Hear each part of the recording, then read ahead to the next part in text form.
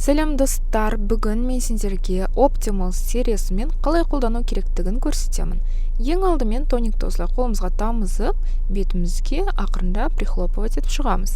Келесі көз айналасындағы кремді алып, көзімізге былай жағамыз және безымянный пальчикпен. Сосын сыворотканы аламыз, өте күшті ашылып жабылады ол. Шықпай қалды. Так, шығарамыз осылай, сосын бірақ нажатие жетеді, соны тоже прихлопывать етіп, былай бетімізге жағып шығамыз. Сыворотка кремнің әсерін 2 есе көбейтеді. Келесі таңғы крем. Одан басқа екінші түнгі кремі бар. Бірақ бүгін біз таңғы кремін қолданамыз, ол күшті ылғалдандырады және қорғайды біздің терімізді күн бойына, жаңағы бос радикалдардан, қартаюдан, стресстен қорғайды.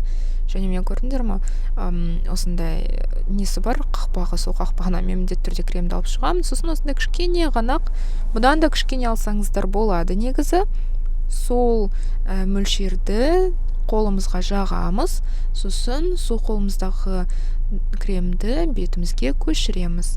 Міне осылайша достар, міне массаж жасап, бетімізге прям ылғалдандырып, массажымызды жасап, әрдайым үстіне қарай бетімізді тартып, тез қартаймас үшін осылай бетімізге жағамыз.